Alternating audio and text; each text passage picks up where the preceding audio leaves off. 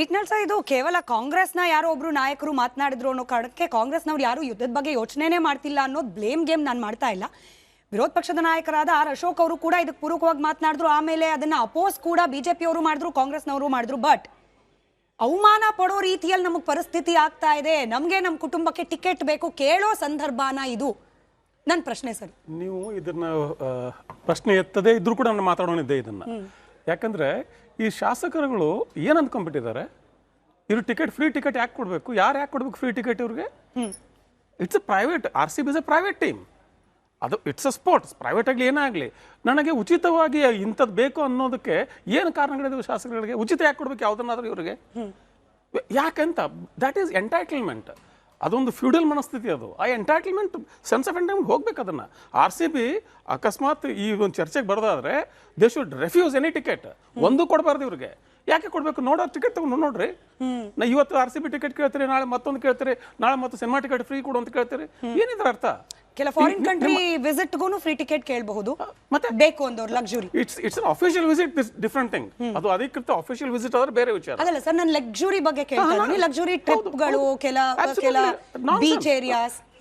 ಈ ಫ್ರೀ ಆಗಿ ನನಗೆ ಬೇಕು ಅನ್ನೋಂತ ಯಾವ ಆಧಾರದ ಮೇಲೆ ಕೇಳ್ತಾನೆ ಶಾಸಕನಿಗೆ ಅರ್ಥ ಆಗೋದಿಲ್ಲ. ಯಾಕಂದ್ರೆ ಇವರು ಶಾಸಕ ಸ್ಥಾನ ಅಥವಾ ಒಂದು ರಾಜಕೀಯಕ್ಕೆ ಬರೋದಂದ್ರೆ they think it is about getting privileges. ಅದು they think it is power. It is responsibility, not power. It is responsibility. ಇಷ್ಟು ಕೂಡ ಕಾಮನ್ ಸೆನ್ಸು ಇದೆ. ಶಾಸಕರು ಮಾತಾಡಿದ್ರೆ ಬಿಡಿ, ಸ್ಪೀಕರ್ ಹೇಳಬೇಕಲ್ಲ ಅದನ್ನು ಯಾಕೆ ಫ್ರೀ ಕೊಡಬೇಕು ಅಂತ. ಸ್ಪೀಕರ್ ಹತ್ರ ಇಲ್ಲ, ನಾನು ಮಾತಾಡ್ತೇನೆ RCB ಪದಾಧಿಕಾರಿಗಳ ಜೊತೆಯಲ್ಲಿ, ಮತ್ತೆ ಆಮೇಲೆ ಚರ್ಚೆ ಕೂಡ ಆಗ್ತದೆ ನಮ್ಮ VV ಲಕ್ಷ್ಮಣ್ ಜೊತೆಯಲ್ಲಿ. But it is absolutely non issue. ಅಲ್ಲಿ ಜನ ಒಗ್ಗಟ್ಟು ಕಾಣಿಸ್ತು ಸರ್. ಅಂದ್ರೆ ವಿರೋಧ ಪಕ್ಷದ್ದು ಇದೇ ಟೋನು, ಆಡಳಿತ ಪಕ್ಷದ್ದು ಇದೇ ಟೋನು. ಅದೇ ದೇಶ ಎದುರಿಸ್ತಾ ಇರುವ ಸಮಸ್ಯೆ. ಜನರು ಬೀದಿಲಿ ನಿಂತ್ಕೊಂಡು ಕ್ಯೂ ನಿಂತ್ಕೊಂಡು ಗ್ಯಾಸ್ ಸಿಲಿಂಡರ್ಗೋಸ್ಕರ ಅಲ್ಲಿ ಪರದಾಡ್ತಾ ಇರೋದು. ಈ ವಿಚಾರದಲ್ಲಿ ಮಾತ್ರ ಒಗ್ಗಟ್ಟು ಕಾಣಿಸ್ತಾ ಇಲ್ಲ. IPL ಫ್ರೀ ಟಿಕೆಟ್ಗೆ ಒಗ್ಗಟ್ಟು ಬಿಜೆಪಿ ಕಾಂಗ್ರೆಸ್ ಇಬ್ರದ್ದು ಒಂದೇ ವಾದ. ಶಾಸಕರ ಸಂಬಳ ಹೆಚ್ಚು ಮಾಡ್ಬೇಕಂದ್ರೆ ಎಲ್ಲರೂ ಒಟ್ಟಾಗ್ತಾರೆ. ಅವ್ರಿಗೆ ಮತ್ತೇನೋ ಸವಲತ್ತುಗಳು ಬೇಕಂದ್ರೆ ಎಲ್ಲರೂ ಒಟ್ಟಾಗ್ತಾರೆ. ಮತ್ತೆ ಈ ತರದ ಫ್ರೀ ಬಿಗಳಿಗೆ ಒಟ್ಟಾಗ್ತಾರೆ. ಜನರಿಗೆ ಫ್ರೀ ಕೊಡೋದಾಗೋದಿಲ್ಲ. ಜನರಿಗೆ ಫ್ರೀ ಕೊಡೋದಕ್ಕೆ ಪರ ವಿರೋಧ ಚರ್ಚೆ ಆಗ್ತವೆ. ತಮಗೆ ಫ್ರೀ ಕೊಡೋದ್ರೆ ಎಲ್ಲರೂ ಒಗ್ಗಟ್ಟಾಗಿರ್ತಾರೆ. It is absolutely deplorable. ಈ ರೀತಿಯ ರಾಜಕಾರಣ, ಈ ರೀತಿಯ ಒಂದು ಪಬ್ಲಿಕ್ ಏನಂತ ಸಾರ್ವಜನಿಕ ಸೇವೆಗಳು it is not at all acceptable. MLA ಆಗಲಿ, ಮಿನಿಸ್ಟರ್ ಆಗಲಿ, CM ಆಗಲಿ, ನಾನು ದುಡ್ಡು ಕೊಡ್ತೇನೆ ಟಿಕೆಟ್ ಕೊಡಿ ಅಂತ ಕೇಳಿ. ನೀವು ನಿಮ್ಗೇನು ಕಡಿಮೆ ಆಗಿದೆ? ಏನು ಕಡಿಮೆ? ದುಡ್ಡು ಕೊಡ್ತೇನೆ ಟಿಕೆಟ್ ಕೊಡಿ ಅಂತ ಕೇಳಿ. ಕರೆಕ್ಟ್. ಅಶೋಕ್ ಗೌಡ್ರೆ, ಈಗ ಆರ್ ಅಶೋಕ್ ಅವರು ಕೂಡ ಇದಕ್ಕೆ ಪೂರಕವಾಗಿ ಮಾತನಾಡಿದ್ರು. ಬೇಕು ನಮಗೆ ಫ್ರೀ ಟಿಕೆಟ್, ನೀವು ಟಿಕೆಟ್ ಕೇಳಬೇಡಿ ಅಂತಾನೂ ಹೇಳ್ತಿಲ್ಲ.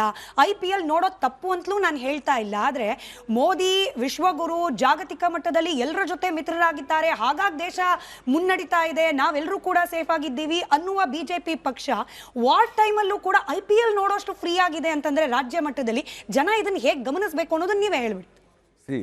ಆರ್ ಅಶೋಕ್ ಅವ್ರು ಹೇಳಿದ್ದು ಆ ರೀತಿ ಅಲ್ಲ.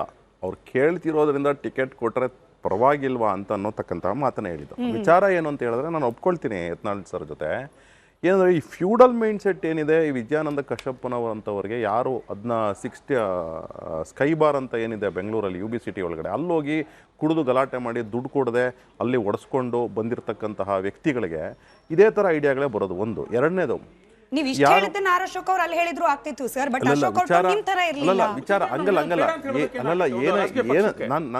ನಾನು ಹೇಳೋದಕ್ಕಂಥದ್ದು ಅಂದರೆ, ವಿಚಾರ IPLಗೆ ನೀವು ಲಾಸ್ಟ್ ಜೂನಲ್ಲಿ ಸ್ಟ್ಯಾಂಪೇಡ್ ಆಯಿತು.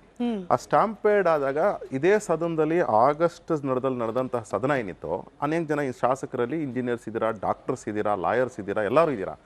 ಯಾವ ರೀತಿ ವ್ಯಾಲ್ಯೂ ಅಡಿಷನ್ ಮಾಡಿದ್ರಿ ನೀವು? ಎಕ್ಸೆಪ್ಟ್ ನಮ್ಮ BJP ಅವರು ತೆಗೆದುಕೊಂಡು ನಿಲುವಳಿ ಸೂಚನೆಯಲ್ಲಿ ಕೊಟ್ಟು ಯಾವ ರೀತಿ ತಮ್ಮ ಕಡೆಯಿಂದ ಲೋಪದೋಷಗಳಾಗಿದೆ ಅಂತ ಎಳೆಯಾಗಿ ನಮ್ಮ ಲೀಡರ್ ಆಫ್ ಅಪೋಸಿಷನ್ ಬಿಚ್ಚಿಟ್ರು. ಆದರೆ ಕಾಂಗ್ರೆಸ್ಸಿಂದ ಇದಕ್ಕೆ ಸುಧಾರಣೆ ಅಂತ ಹೇಳಿ ಯಾವ ರೀತಿ ಮಾಡಬಹುದು ಅಂತ ಹೇಳಿ ಅವತ್ತು ಒಬ್ಬರು ಪಾರ್ಟಿಸಿಪೇಟ್ ಮಾಡಲಿಲ್ಲ.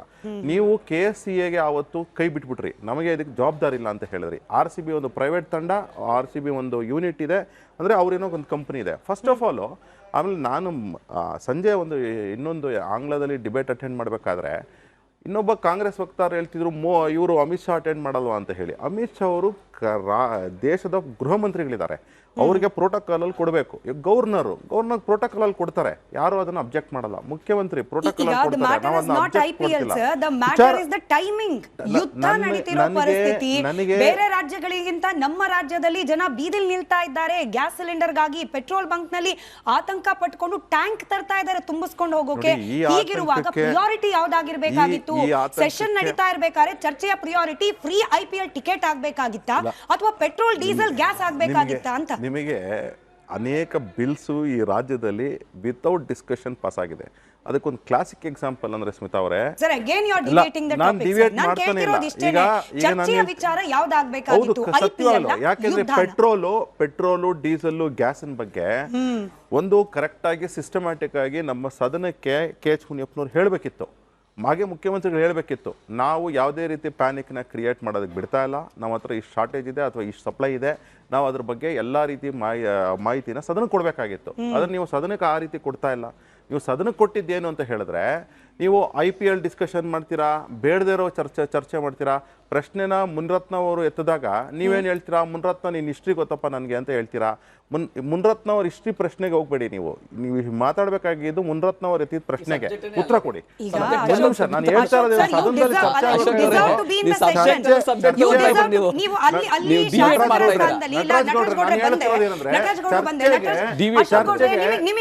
ಇವತ್ತು ಎತ್ತಿದಂತ ವಿಚಾರಗಳು ಹೆಂಗ ಅನಿಸ್ತಿದೆ ಅಂತಂದ್ರೆ, ಅಲ್ಲಿದ್ದ ಬೇರೆ ಬಿಜೆಪಿ ನಾಯಕರಿಗಿಂತ ನೀವಿದ್ರೆ ಬೆಟರ್ ಇರ್ತಿತ್ತು ಅಂತ ಅನಿಸ್ತಾ ಇದೆ.